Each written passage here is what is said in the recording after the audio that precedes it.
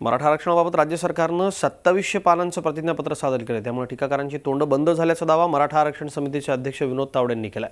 हेच आधी केलं असतं तर आरक्षणाबाबत वेळ गेला नसता असं सांगत त्यांनी मागच्या सरकारला टोला लगावला। इच्छा प्रामाणिक असेल तर काय काम करता येतं हेच प्रतिज्ञापत्रातून दिसून आल्याचा दावा तावडे यांनी केला। 80% समाज आर्थिक मागासलेला असल्याचं या प्रतिज्ञापत्रात दाखवण्यात आले। तर दुसरीकडे मराठा आरक्षणावरून कुणी राजकीय कुरघोडी करू नये असं माजी उपमुख्यमंत्री अजित पवार यांचं म्हणणं आहे। चर्चा करण्यापेक्षा सरकारनं निर्णय घ्यावा अशी मागणी त्यांनी केली आहे।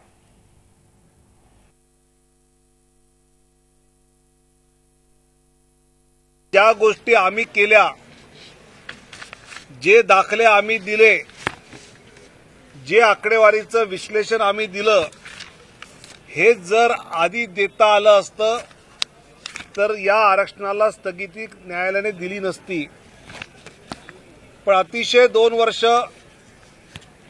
मराठा आरक्षण समितीच्या माध्यमातून वेगवेगळ्या प्रकारचे पुरावे गोळा केले। लढाई मोठी आहे, अवघड आहे, पण पूर्ण शस्त्र घेऊन मराठा समाजाला आरक्षण देण्यासाठीची लढाई शासन लढतंय। गेले कित्येक महिने हे सगळं काम चाललेलं असताना प्रशासनामधले किंवा राज्यकर्त्यांच्या मधल्या अनेकांनी काहींना बोलवण्याचा प्रयत्न केला, परंतु त्यांनी नेहमी सांगितलं की आम्ही आमच्या मागण्या तुमच्या समोर ठेवलेल्या आहेत, त्या मागण्या फक्त मान्य करा। आम्हाला चर्चा नकोय, आम्हाला निर्णय हवा, आम्हाला अंमलबजावणी हवी। झी 24 तास रहा एक पाऊल पुढे।